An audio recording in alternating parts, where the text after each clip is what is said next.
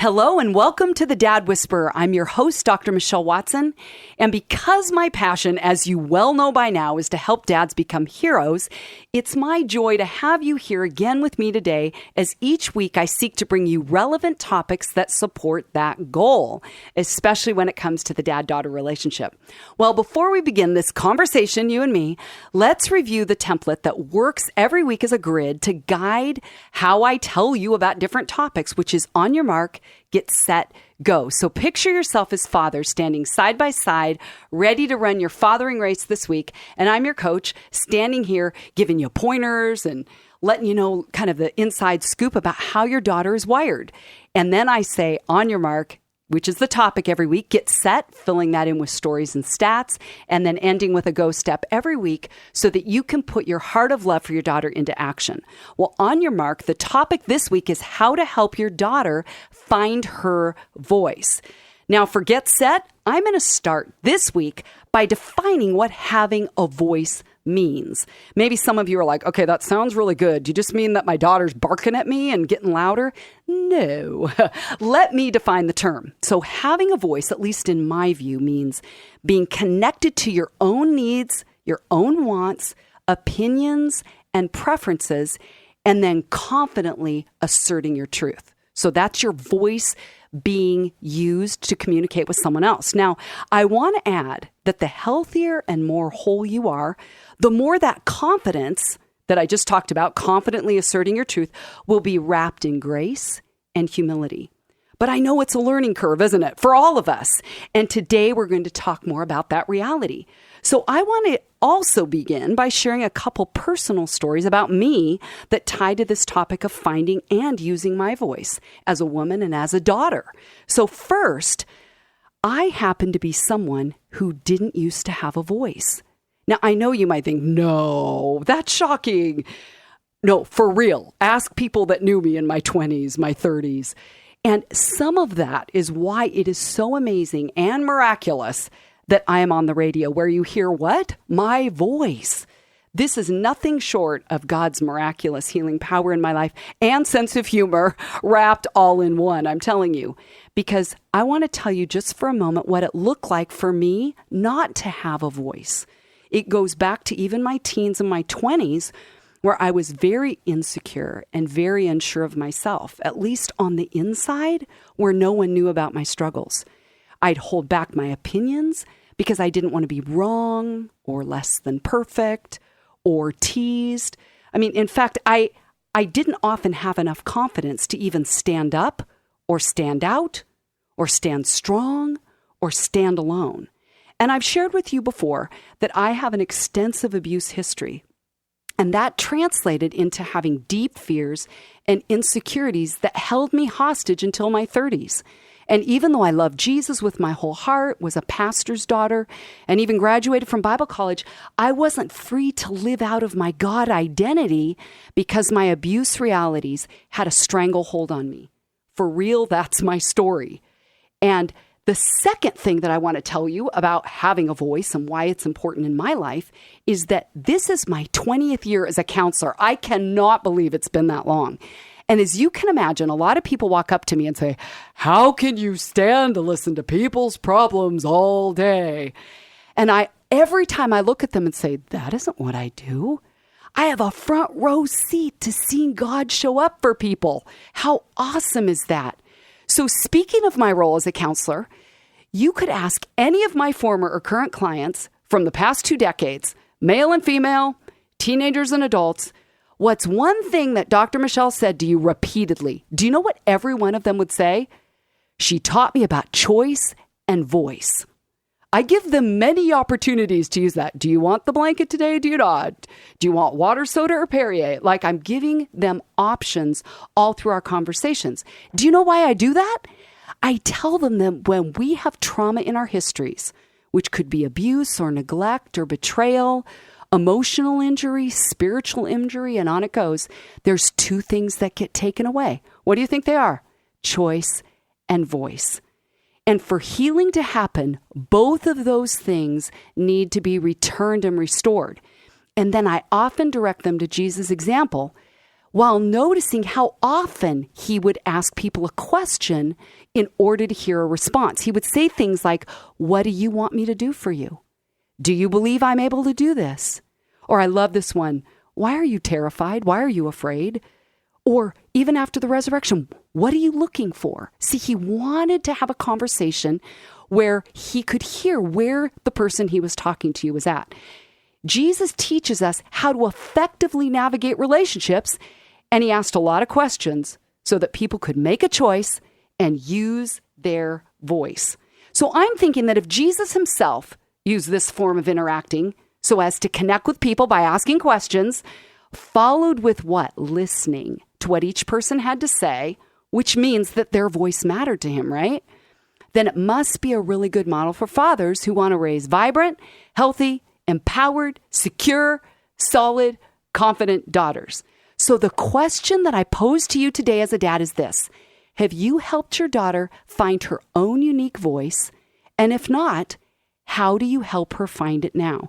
Now, I want to quote to you something from a friend of mine named Joe Kelly, who calls himself the Dad Man, in his book, Dads and Daughters.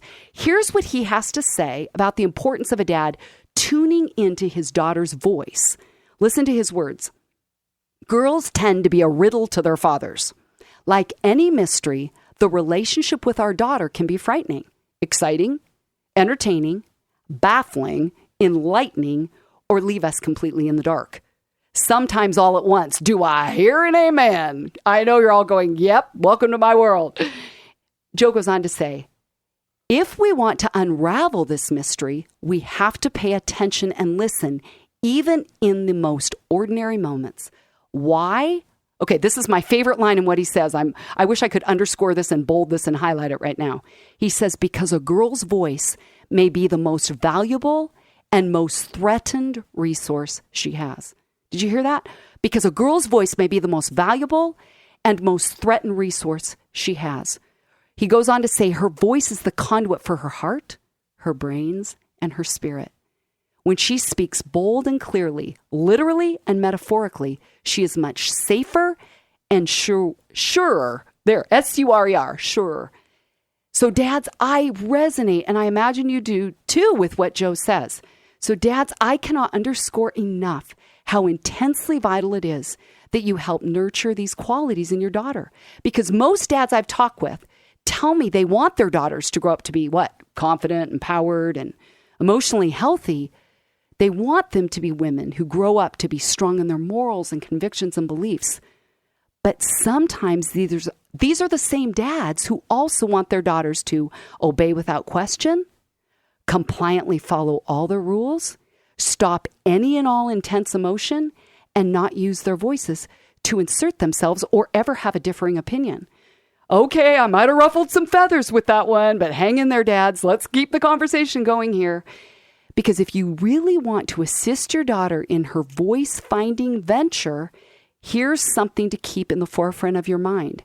You can't tell her that you want her to use her voice out in the world if you aren't willing to let her practice finding it, using it, and honing it at home with you.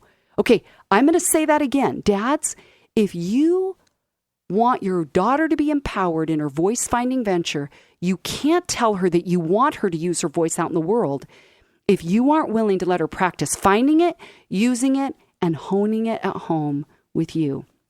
Now, I realize this is really hard work. I know that, especially at the end of a long day where you're tired and she's used up her 20,000 words and you used up your 7,000 and you don't have a margin for more. Or those days where your daughter is just a little off, you know? Her hormones are all wonky and she's wordy and mouthy. And I know it's hard to track with her when her emotional intensity is like as unpredictable as the weather. You're like, whoop, cold front just came in. But if you want to raise, again, a healthy daughter, you have to gently and respectfully respond and interact as she is learning to use that amazing voice of hers. Yep, it's going to take a boatload of strength on your part, especially when you just want her to get it. And she's still wrestling and asking questions and saying, why? That doesn't make sense. I disagree with you. Dads, hang in there, because as your daughter matures, clearly she's going to be all over the map in knowing how to properly use her voice. But like anything in life, the only way to gain expertise is with what? Practice. Let her practice with you. Okay, you've listened to me long enough. Let me give you an illustration here to kind of break this concept down. Okay, Dad, think back to when you got your driver's license. You probably were getting your permit around 15. You remember how cool that felt? In fact, my nephew this week has the picture at the DMV with his, with the little card in his hand, and he's beaming, because he's so excited and proud of himself for passing. Do you remember the times when you first had your permit where you stepped on the brake a little too hard, or you drove a little too fast, or all of a sudden there you are, whoops, I got up to 80. How did that happen? And whether you knew it or not at the time, there was a lot going on inside of you hormonally that impacted your driving. Your testosterone levels were an all-time high. Your voice, well, your entire life actually, was trying to find which octave to settle down in. Remember that? Your attention, your memory, your spatial ability, even your aggression was affected by your testosterone levels. And your body was adjusting and learning how to stay in balance at the exact time that you were being trusted to navigate a moving vehicle. It's kind of scary when you think back on it now, isn't it?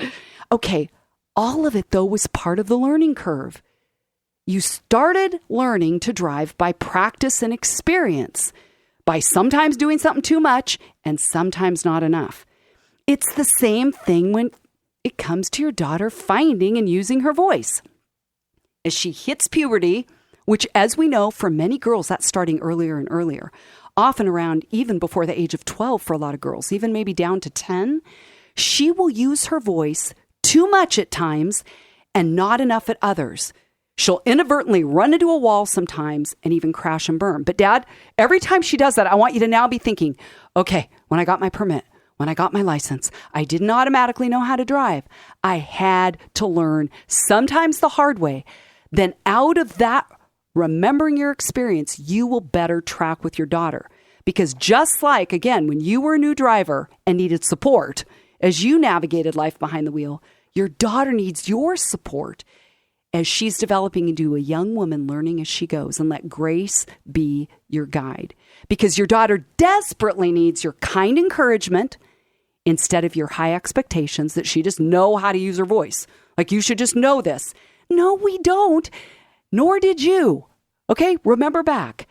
And your rules need to be backed by a supportive and respectful relationship. Maybe there's times you say, you know what? I'm going to give you this one, hon. I'm going to extend that curfew. I understand. You know what? I'm going to give you grace tonight. And let's talk about tomorrow, how it went.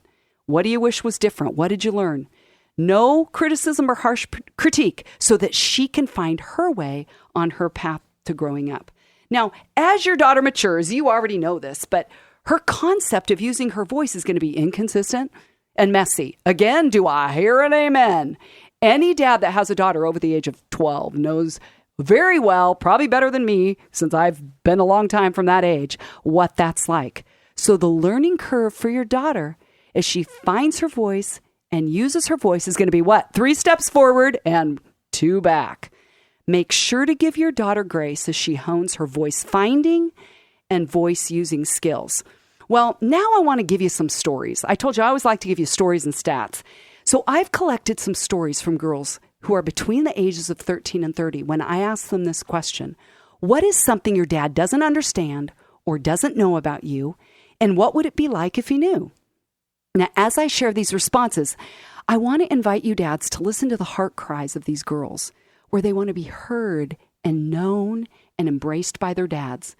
So here's what Jocelyn said. She said, sometimes my dad really doesn't know about me and the pain that I will always have about things in our family. I've told my mom about it, but I've never told my dad. I know he'd just blow me off and say, there's nothing I can do about the past. He always says that. Okay, do you hear how she says that she can use her voice with her mom, but not with her dad? She says she knows her dad would just blow her off with a pat answer rather than giving her the gift of his time and attention and listening ear. But can't you hear the pain there in wanting to be heard? So in between the lines of what she's saying, I hear her saying she wishes she could talk to her dad. Okay, let me tell you about Megan. Here's what Megan had to say about her dad. I don't think my dad understands that I can actually handle things by myself sometimes and that I'm not a little girl anymore. I also don't think he understands that I don't like the way that he asks to know things, but doesn't really even listen to me when I talk. If he knew it, he might change it, but it's just kind of awkward. You know what? I'm going to be honest. I know what Megan feels like, where she says sometimes he doesn't even listen to me when I talk, because I can tell you, even at my age, I know I have a lot of words in me, and I know I talk more than my dad is able to listen. I know that. I can read that. And I can tell it's hard work for my dad to listen long to me. And then what happens is I feel bad sometimes that I ask more of him in the listening department than he has to give. And then I want to pull back because I don't want to be too much. That's one of my wounds. I can tell you every report card back in the day, even though I told you I didn't have a voice, I'm talking about an empowered, confident, I know myself voice. But talkative? Oh yeah, I had that one. Every report card, Michelle talks too much. Yep, I can go back every year, even sometimes end up in the hall because I couldn't quite keep my mouth shut. I know. But I look back and go, I wonder what it would have been like to have been encouraged more in using my voice. Because the truth is, sometimes my dad really listens well, and I'm grateful for that. But the bottom line is I want to be known by him. Your daughter's the same way. She longs for you to know her. Dad, do you realize that you help your daughter find her voice when you listen to her? You affirm her through your attentive and active listening.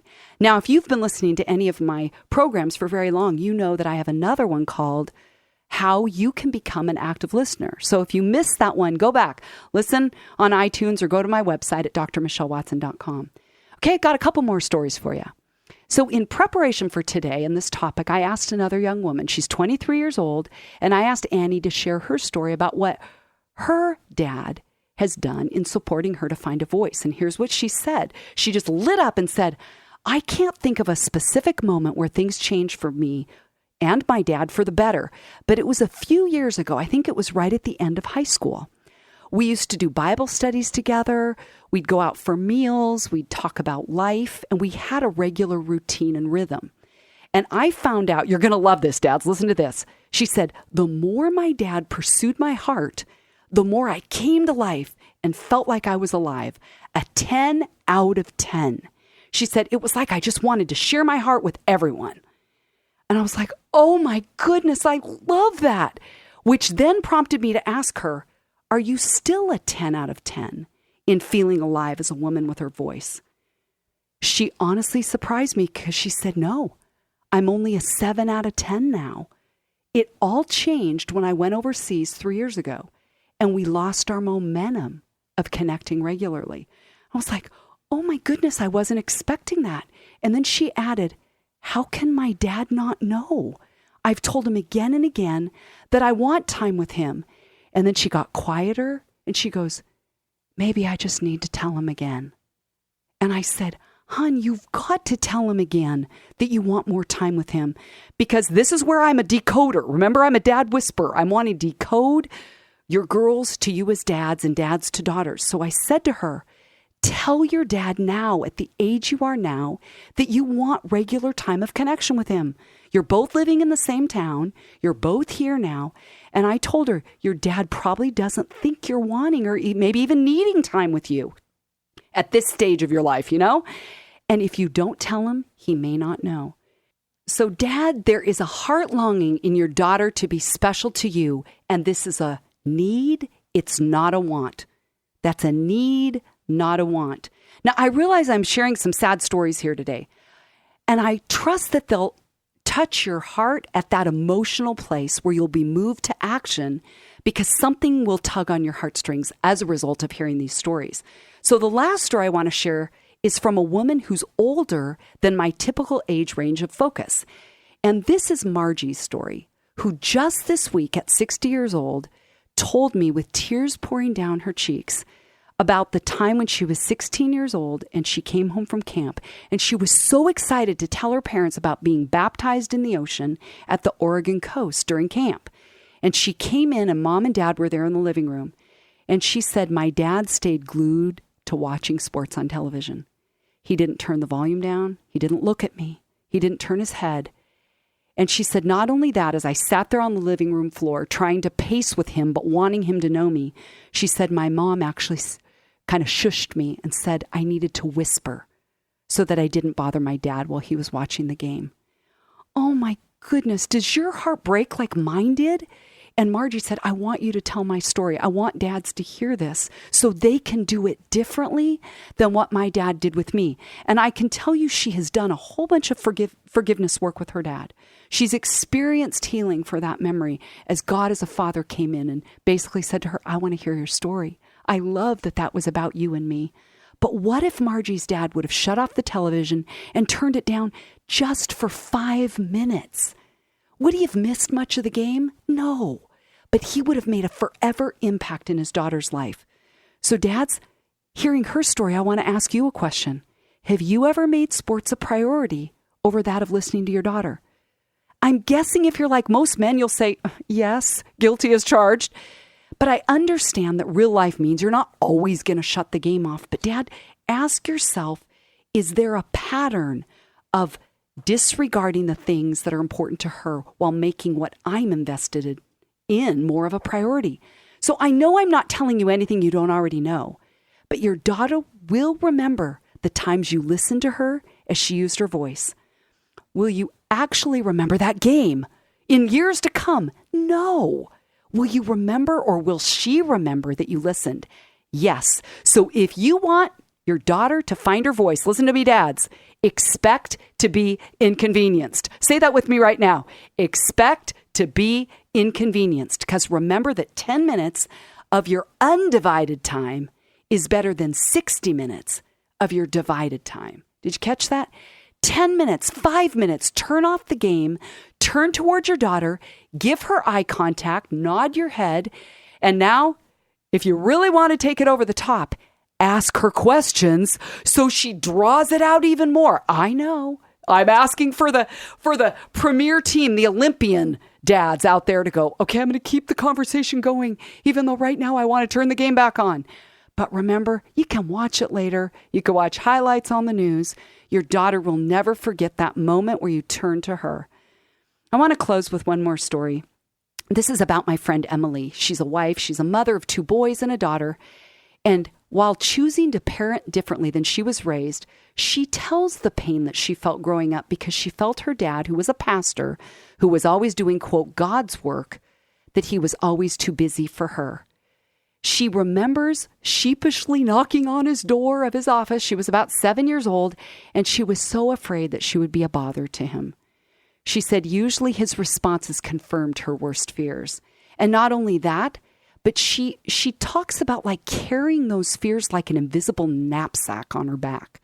And then she carried that into every relationship. I don't want to be a bother. I don't want to be an inconvenience. And it's probably not a surprise that she had such a severe eating disorder in her early teens that she was hospitalized and actually almost died. Now, she and her dad have courageously come together and they tell their story at conferences. That's where I met her. She and I have done writing together. She's written about her eating disorder and about this story. And what's beautiful is she's saying, I am letting go and I'm healing because I'm finding my voice and my dad is listening to me now. Dads, it's never too late to help your daughter find her voice. If your daughter is out of the house, she's married, you can do it now. So let's end with the go step, making this really practical. You know I love that because in order to achieve and succeed at your goal this week of helping your daughter find her voice, I want to give you a challenge that every day this next week for 7 days, you choose to listen to your daughter, okay, drum roll, until she's done. Until she's done, not until you're done. You may have even heard my friend Olivia Mills share back in July about her dad doesn't interrupt her. He lets her talk until she's done, and then she has a margin to take in what he has to say. And if you want extra credit, like I just said, ask your daughter a follow-up question to what she's saying to keep the conversation going longer. So dads, write me. Tell me how it goes. Write me at drmichelle@thedadwhisperer.com. You can always go to my website at drmichellewatson.com and find more free resources and videos. You can buy my book. And remember, you can always subscribe to the Dad Whisperer podcast on iTunes, where you can listen to any of my past shows and share them with your friends. So this wraps up this week's program, and it's been great to be with you all today. I'm Dr. Michelle, the Dad Whisperer, encouraging you dads today to make a decision to intentionally and consistently invest in pursuing your daughter's heart. Go, dads.